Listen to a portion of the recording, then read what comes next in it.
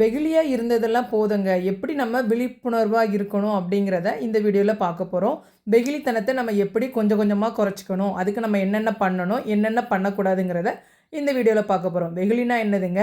Innocence, வெள்ளந்தியாக இருப்பாங்கள்ல, அவங்கள பற்றி தான் இன்றைக்கி இந்த வீடியோவில் நம்ம பேச போகிறோம். வாங்க வீடியோக்குள்ளே போகலாம். இது வரைக்கும் நம்ம சேனலை சப்ஸ்கிரைப் பண்ணாமல் வீடியோ பார்த்துட்டு இருந்தீங்கன்னா சப்ஸ்கிரைப் பண்ணிவிட்டு உங்களோட குட்டி குட்டி லைக்கை போட்டுட்டு பார்க்குறீங்களா?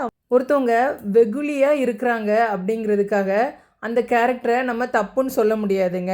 வெகுளியாக வெள்ளந்தியாக இருப்பவங்க மனசு எப்போவுமே சுத்தமான ஒரு நெய் மாதிரி இருக்கும். ரொம்ப ஓப்பனாக எல்லாமே எல்லாரும் நல்லா இருக்கணும், அவங்களோட திங்கிங்கெல்லாம் பார்த்திங்கன்னா வேறு லெவலில் ரொம்ப சூப்பராக தான் இருக்கும். இருந்தாலும் ஒரு இடத்துல பொது இடத்துல அவங்களுக்கு ஒரு மரியாதை கிடைக்கும் அப்படின்னு பார்த்திங்கன்னா கண்டிப்பாக கிடைக்காது. எல்லாரும் அவங்கள மதிக்க மாட்டாங்க. ஆனால் உண்மை என்னென்னா, வெகுளியாக இருக்கிறவங்களுக்கு அது பாதிக்கிற வரைக்கும் தெரியாது நம்ம வெகுளியாக இருக்கிறோம் அப்படிங்கிறது. ஒரு பாதிப்பு வந்ததுக்கு அப்புறம்தான் அடைச்ச நம்ம இப்படி இருந்திருக்கோமே, இப்படி ஒரு மோசமான ஒரு இதில் இருந்திருக்கோமே, அவங்கள பற்றி தெரியாமே இவ்வளோ க்ளோஸாக பேசியிருக்கோமேன்னு ரொம்ப ஒரு பெயின்ஃபுல்லான ஒரு வழி அவங்களுக்கு தெரிய வர்றப்ப ரொம்ப கஷ்டப்படுவாங்க. நான் ஃபஸ்ட்டு பாயிண்டில் என்ன சொல்ல வரேன்னா, அதுக்காக ரொம்ப அடமெண்டாகவும் திமிராகவும் பொய் பேசிக்கிட்டோம் ஒருத்தவங்களுக்கு ஒரு உதவி செய்கிறதுல இரக்கமற்றவங்களாகவும் இருக்கக்கூடாது. எப்படி இருக்கணும்னா, கொஞ்சம் மெச்சூரிட்டியாக இந்த காலத்துக்கு ஏற்ற விழிப்புணர்வோட நீங்கள் இருந்தீங்கன்னா உங்களுக்கும் ஒரு பொது இடத்துல மரியாதை ஆட்டோமேட்டிக்காக கிடைக்குங்க. அட குழந்தைசாமி, நீ இன்னும் குழந்தையாகவே இருக்காதப்பா, ஆபத்து ரொம்பவே அதிகம். இந்த காலம் அப்படி கலிகாலத்திலே மோசமான காலத்தில் இருக்கிறோம். ஸோ சின்ன சின்ன விஷயங்களுக்கும் நம்ம ஃபீல் பண்ணுற மாதிரியும் ஒருத்தவங்களை நம்ம எதிர்த்து பேசிட்டா ஐயோ அவங்கள பேசிட்டோமே அவங்க ஹர்ட் ஆயிடுவாங்களேன்னு பதறலாம் கூடாது. நியாயம்னா நியாயம், கரெக்டாக பேசுங்க. தெளிவாக புத்திசாலித்தனமாக ஒரு முடிவை கரெக்டாக எடுங்க. யாராலையும் உங்களை அசைக்க முடியாது. சின்ன சின்ன விஷயங்களுக்கும் ஃபீல் பண்ணிவிட்டு அழுதுகிட்டே இருந்தீங்கன்னா அதுதாங்க உங்களோட பெரிய பலவீனம் ஆகிரும். உங்களுக்கு ஆப்போசிட்டில் இருக்கிறாங்க ஆட இவ தானே இவன் தானே இப்படி தான் அப்படின்னு ரொம்ப சீப்பாக உங்கள் கேரக்டர் எடுத்துருவாங்க. அதுக்கு நம்ம வழிவகுக்கக்கூடாது. ஃபஸ்ட்டு நீங்கள் இந்த மாதிரி வெகுளித்தனத்துலேருந்து வெளியே வர்றதுக்கு ஃபஸ்ட்டு ஸ்டாப் பண்ண வேண்டியது, மனசில் ஒன்றுமே வைக்காமல் பச்சை பிள்ளை மாதிரி எல்லாமே எல்லாத்துலேயும் சொல்லிடுவீங்க. ஃபார் எக்ஸாம்பிளுக்கு உங்கள் வீட்டில் உங்களுக்கு ஒரு ஜொல் எடுத்து கொடுத்தாலும் சரி, நீங்கள் ஒரு ட்ரெஸ் எடுத்தாலும் சரி, இல்லை உங்கள் வீட்டோட பிளானிங்காக இருந்தாலும் சரி, எல்லாமே ஓப்பன் டாக்காக தேர்ட் பர்சன்ட்டை கூட சொல்லிடுவீங்க. கடைசி அவங்க பேர் என்ன தெரியுமா? சரியான ஓட்டவாயின்னு ஒரு பட்டத்தை மட்டும்தான் தருவாங்க. நம்ம சொல்கிற எல்லா ஸ்டோரியுமே சைலண்ட்டாக கேட்டுட்ருப்பாங்க பார்த்தீங்களா? நீங்கள் அந்த இடத்துல லொலலொலான்னு பேசிக்கிட்டே இருக்கிற மாதிரி தான் தெரியும். ஆனால் உங்ககிட்ட நல்ல எல்லா ஸ்டோரியும் கேட்டுட்டு பாவமாக மூஞ்ச வச்சு கேட்டுக்கிடுவாங்க. அப்புறமேட்டு நீங்கள் இந்த பக்கம் வந்ததோடு போய் நக்கலாக பேசி சிரிச்சிட்டு இருப்பாங்க இன்னொருத்தவங்ககிட்ட. ஸோ இதனால் நான் என்ன சொல்ல வரேன்னா, எதுக்கு அந்த பேச்செல்லாம் வெகுளித்தனமான பேச்சு, இந்த ஃபன்னியாக பேசுகிறது, நக்கல் நையாண்டி எல்லாம் ஒரு குறிப்பிட்ட ஏஜுக்கு அப்புறம் நம்ம விட்டுறணுங்க. நான் இந்த பாயிண்டில் என்ன சொல்ல வரேன்னா, யாருக்கிட்டையும் எதையுமே ரொம்ப அதிகமாக ஷேர் பண்ணாதீங்க. உங்களோட பர்சனல் உங்களுக்குள்ளே வச்சுக்கோங்கங்கிறத இந்த பாயிண்டில் சொல்ல வரேன். நம்மளோட விஷயங்கள் இன்னொருத்தவங்களுக்கு தெரிய அதுவே நம்மளோட வீக்னஸ் ஆகிரும் அவங்கள பொறுத்த வரைக்கும்.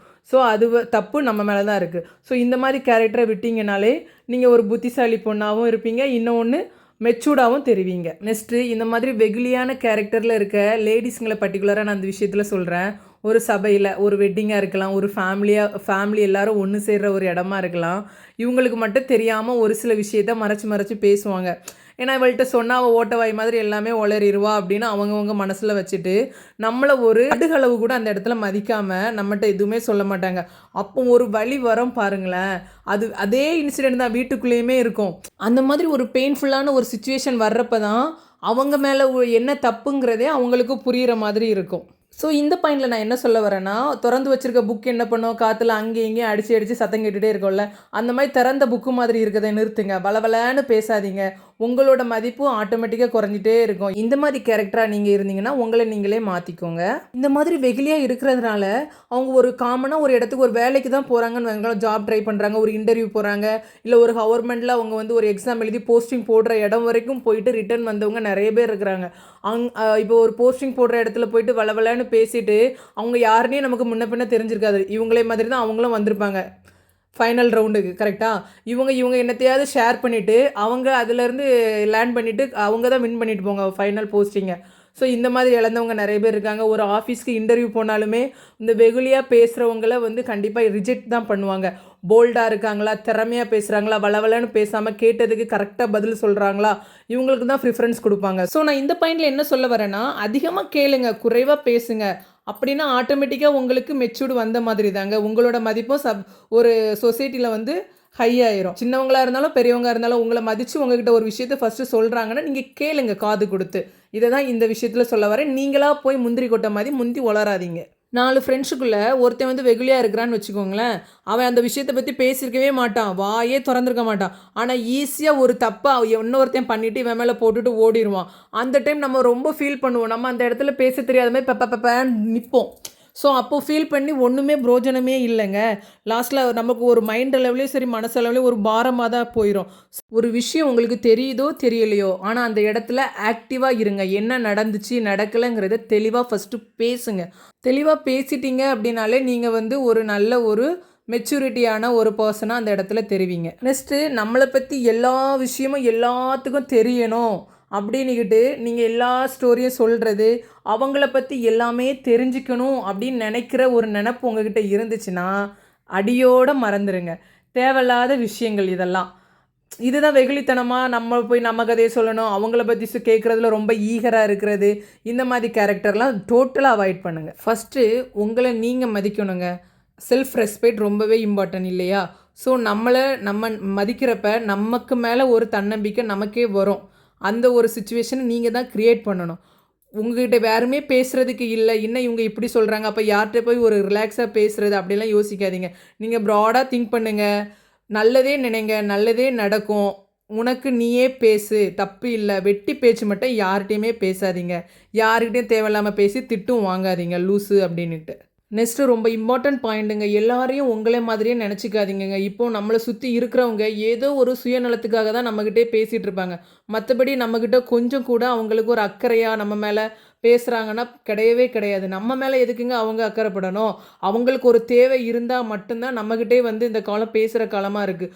ஸோ காரியம் முடிஞ்சதும் கலட்டி விட்டுட்டு போயிட்டே இருக்கக்கூடிய ஒரு ஃப்ரெண்ட்ஷிப்போ சரி ஆட்கள்கிட்டையும் நீங்கள் வந்து பழகாதீங்க. அந்த இடத்துல இருந்து எப்படிடா எஸ்கேப் ஆகலாம் அவேர்னஸ் மட்டும் உங்களுக்கு இருந்தால் போதுங்க. அந்த இடத்துலேருந்து ஓடி வந்துடுங்க. அப்படிப்பட்ட பழக்க வழக்கம் நமக்கு தேவையில்லை. நம்மக்கிட்ட 10 பைசா இல்லைன்னா எவனுமே மதிக்க மாட்டாங்க. அப்படி ஒரு காலம், ஓகேங்களா? ஸோ உங்ககிட்ட வந்து நீங்கள் சொல்கிறதெல்லாம் பொறுமையாக கேட்டுட்ருக்காங்கன்னா விஷயம் இல்லாமலாம் இருக்காது. ஸோ இதை மட்டும் புரிஞ்சுக்கோங்க. நான் இந்த பாயிண்டில் கடைசியாக என்ன சொல்ல வரேன்னா, வெகுளியாக இருக்கிறவங்கலாம் வந்து தப்பானவங்க இல்லைன்னு ஆல்ரெடி ஃபஸ்ட்டே சொல்லிட்டேன். பட் அவங்க அப்படி இருக்க என்ன காரணமாக இருக்கும் அப்படிங்கிறது என்னோட திங்கிங்னா, அவங்க ஒரு நல்ல பேரண்ட்ஸ்கிட்ட வளர்ந்துருப்பாங்க. அவங்களோட வீட்டில் செல்லமாக வளர்ந்துருப்பாங்க. அப்பா அம்மா ப்ரொடெக்டிவ், அதாவது ரொம்ப பாதுகாப்பாக அவங்க எங்கே வெளியே போனாலும் கூடயே போவாங்க வருவாங்க. ஒரு பஸ்ஸில் போனால் ஒரு காலேஜ் போனால் கூடயே போவாங்க. அப்படி ஒரு சூழலில் அவங்க வளர்ந்துருப்பாங்க. இவங்க பேசுகிறதே அவங்க வந்து பெருசாக, அதாவது சின்ன சின்ன விஷயத்த கூட பெருசாக யோசித்து சந்தோஷப்படுற ஒரு பேரண்ட் கையில் அவங்க இருந்திருப்பாங்க. ஸோ அதனால தான் ஒரு சில பேர் வந்து அதே வெகுளியாக, நான் அதை வெகுளின்னு சொல்கிறத விட குழந்தையாக இருக்கிறாங்கன்னு அர்த்தம், ஓகேங்களா? வெள்ளந்தியாக இருக்கிறாங்க.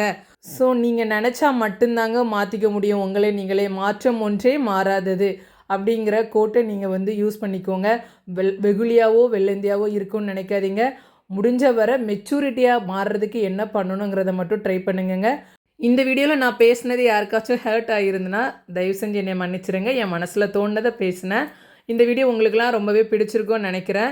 எல்லோரும் ஹாப்பியாக சந்தோஷமாக புத்திசாலித்தனமாக மெயினாக இருங்க. பெண்களே ரொம்பவே ரொம்ப முக்கியமான காலகட்டத்தில் நம்ம இருக்கிறோம். ரொம்பவே அவேர்னஸோடு இருங்க. Okay, bye. இன்னொரு விளாகில் பார்க்கலாம். டாடா.